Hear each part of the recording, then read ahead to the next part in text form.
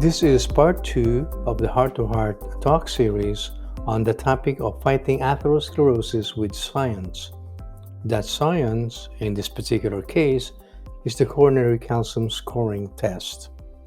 Part 1 is called Stop Your Heart Attack Before It Happens. Get Your Calcium Score. You may want to watch that video if you haven't seen it yet.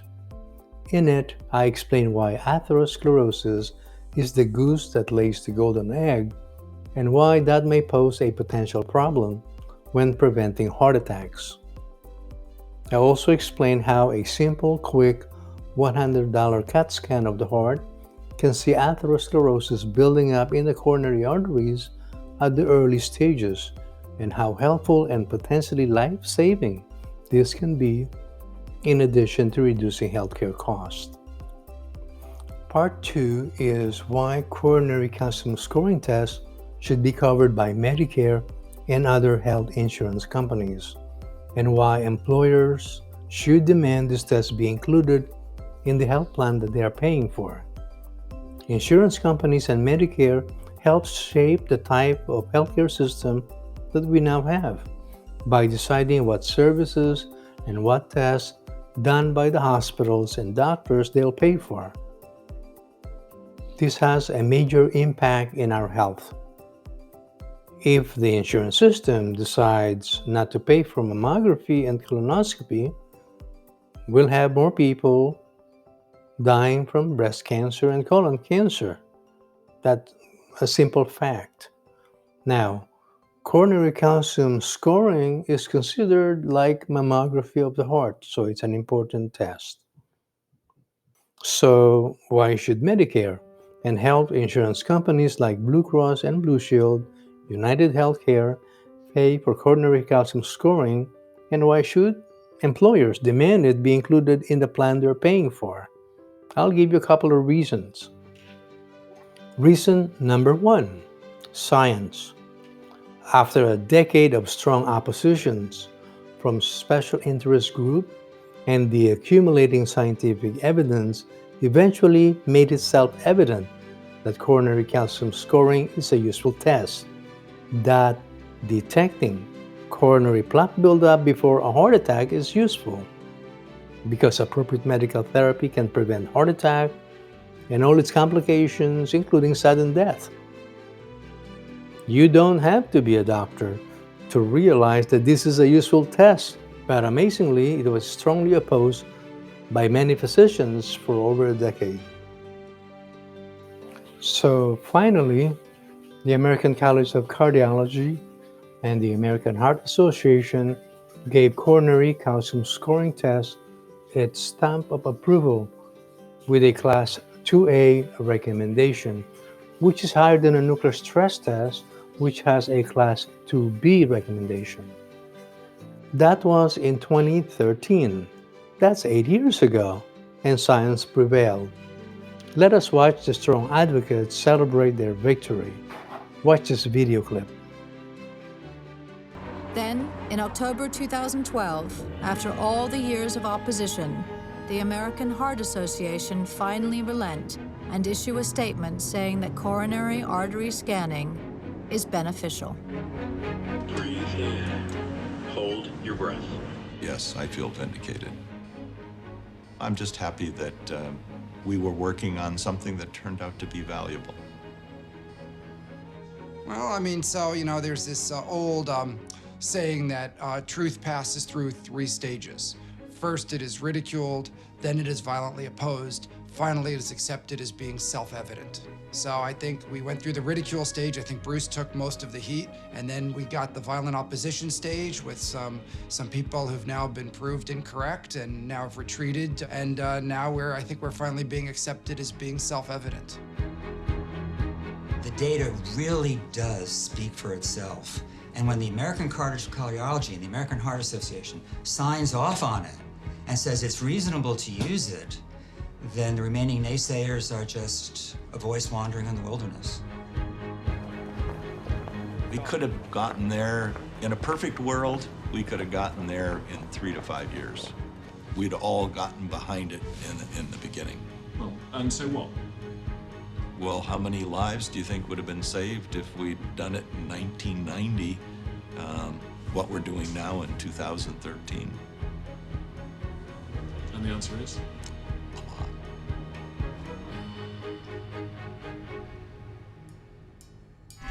In the 30 years since coronary artery scanning was invented, over 4 million people have died without any warning. That's the equivalent of half the population of New York City dropping dead. And most of these people could have been saved. So, the fight is over. No, the fight is not over. Still, Medicare, United Healthcare, Blue Cross Blue Shield, and others refuse to recognize the science recommendation and refuse to cover the $100 test. 620,000 Americans have first heart attack every year. Multiply that by 8 years that passed, that's 5 million Americans had a first heart attack since 2013. And of those, about 1 million people dropped dead. So number 2 reason, science again. One of the reasons Kaiser Permanente and others refused to cover for coronary calcium scoring, the commonly cited excuse is our typical policy holder stays in our plan for only 5 years on the average, so the cost savings go to our competitor. That sounds like a terrible excuse not to save lives. Let's watch this video clip from the Widowmaker documentary. One last key opponent, the insurance industry. They won't pay for the test. Ironically, the headquarters of giant health insurer Kaiser Permanente are just across the bay from the offices where the very first scanners are installed. In the early 1980s, the Kaiser board come calling. We met with the Kaiser executives. Of course, most of them came in to be scanned. And some of the Kaiser researchers did some excellent research on coronary calcium screening, published research. But that didn't mean they'd pay out for their policyholders to have one. They said, we're not interested because our typical patients are only in the plan for 5 years or less. And this is a long-term cost savings. So the cost savings will go to our competitor. And no need to single out one particular health maintenance organization. All the insurance companies told us basically the same story, that their patients are not long-term holders of that plan. So if they reduce cost over the long term, it means nothing to them. It only goes to their competitor. When coronary plaques are detected by coronary calcium scoring test, plaque stabilizing, plaque regressing medical therapy with statin is started, and the benefits start within months, not years. This slide is from the Ascot trial. 10,000 participants, placebo-controlled, half got statin, half got placebo. We are looking for the incidence of fatal and non-fatal heart attacks. Within months, there was already fewer heart attacks in the group that received statin compared to the group that received placebo. The trial was supposed to go on for 5 years, but after just 3.5 years, it was terminated early. Why? Because there was already a 36% reduction in heart attacks in the group that received statin compared to the placebo group. You cannot continue to give placebo when the treated group already showed 36% reduction in heart attacks. So, the reason cited by Kaiser Permanente is false. The benefits are noted within a few months, while still in their plan. And in 4 years, there can even be plaque regression, still while in their plan. Here is a nice example of plaque regression with medical therapy. Severe narrowing of the artery seen before treatment. After 1 year, there is visible improvement. And after 4 years, the improvement was quite remarkable. The obstruction was almost gone.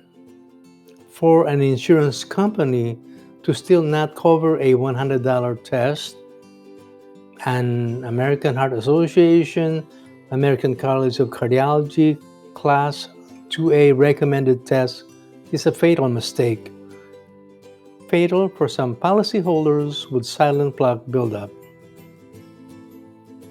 If all health insurance companies pay for coronary calcium scoring, then that evens the playing field. It is a simple win-win-win solution that benefits all policyholders and their employers too. If you're an AETNA policyholder, you're lucky because AETNA accepted the science and already covers for coronary calcium scoring. If you're a Texan, you're also lucky because that's the law since 2010, the Texas Heart Attack Prevention Bill. It is amazing what Texan Representative Rene Oliveira did. He took on the famous Dr. Steven Nissen of Cleveland Clinic, who strongly opposed coronary calcium scoring, and he drafted the bill that became the Texas Heart Attack Prevention Bill. These are the projected benefits of the bill for the state of Texas. Let's watch this video clip. Rene has a double bypass in 2007, which saves his life. The surgery is prompted by a scan which shows a 90% blockage in one artery. After 2 conventional tests, an EKG and a stress test, had said he was completely fit. I have a very low opinion of an EKG. I've had 2 EKGs that were absolutely told me I was fine when I wasn't, when I was, in fact, very near death. So to me, I tell people, if you're going to rely on an EKG, you might as well just flip a coin. The sophistication now with CAT scans and getting the calcium scoring and these other things is just really critical. 5 weeks after his surgery, Rene starts a crusade. He's a Texas senator.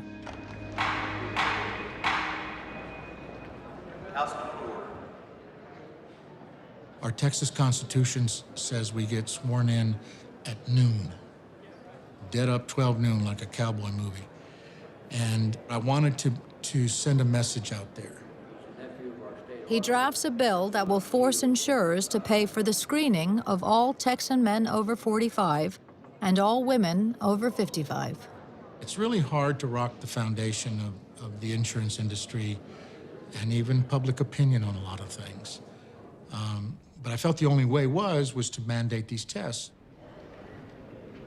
I was facing very powerful business interests, divided medical community, insurance companies, and those are probably the 3 most powerful groups, except for maybe some oil and gas people in Texas. Mr. Speaker, members, can I get your attention, please, just for a second, everybody? He's also taking on America's #1 heart doctor. Steve Nissen is just finishing his term as president of the American College of Cardiology. Yeah, well, there were some questionable characters that were trying to promote this. And of course, you know, Texas, while it is part of the United States, seems to operate with somewhat different, you know, character than some parts of the country. And almost anything goes in Texas. And I was certainly not in favor of that. No, Doc, let me tell you my story and why I believe in this. It saved my life. And if it saved mine, it can save others. Yeah, I think you call them shameless self-promoters. Yeah, I think I probably used the term like that. I've not been known to mince words when it comes to that sort of approach to medicine. Any tool that helps us detect it is worth it, particularly as inexpensive as this test is. All those in favor say aye. All those opposed, nay. Ayes have it. House Bill 1290 is passed and engrossed. After 2 years of furious debate, victory. Rene Oliveira's bill passes in both Texas houses to the intense and enduring disbelief of its opponents. Reason number 3, coronary calcium scoring test saves lives. It can be a matter of life, death, or huge medical expense. Bob is a 55-year-old husband, father of 2, no symptoms. His friend John, also 55 years old, a husband and father of two, no symptoms. Both had a complete physical, including EKG and stress tests by the same doctor. Both were told everything is fine, nothing to worry about. Everything looked the same for Bob and John until you look inside. What they didn't know is if they both had coronary calcium scoring test, the difference between them is day and night. Bob's coronary calcium score is over 1,000 with multiple plaques in all three major coronary arteries, while John's coronary calcium score is 0. John had nothing to worry about, but his friend Bob had a lot to worry about. But it is treatable, but he didn't know. Bob is likely to be among the first of his peers to have a heart attack within the next 5 to 10 years. This is what is in Bob's near future. It's better to know, in this case, what you don't know will hurt you, will cost you, even kill you. 9, 10, 11. 2/3 of men and half of all women, the first sign or symptom is that they have a heart attack or die. You don't know you have it until you're dead. Heart attacks and strokes are absolutely preventable. Reason number 4, we have a cardiovascular disease care industry. According to Dr. Kim Williams, former president of the American College of Cardiology, it's time to turn up the faucet instead of just mopping the floor.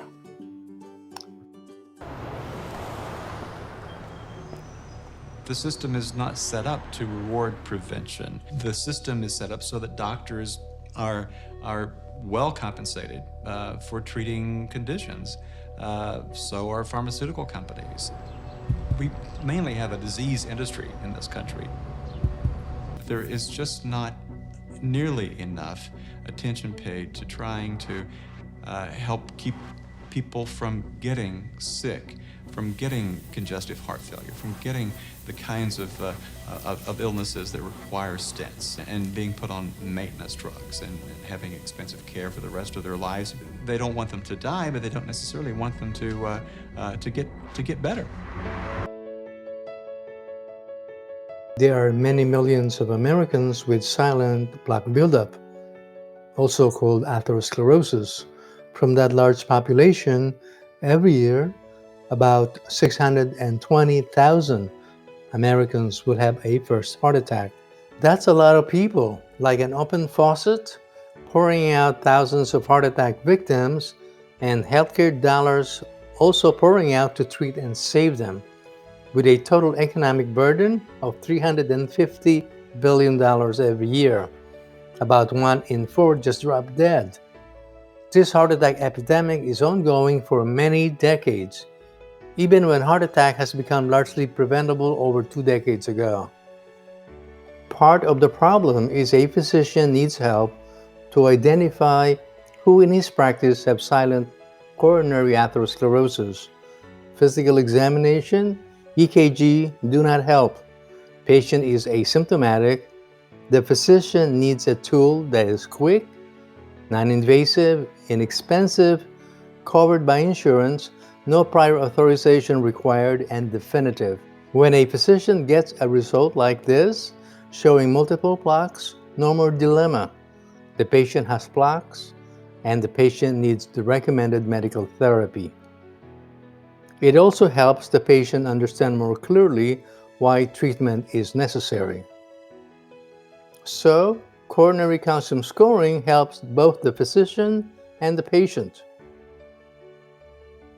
Once those at high risk are identified, this is what optimal medical therapy can do. It is a game changer. This is turning off the faucet instead of just mopping the floor.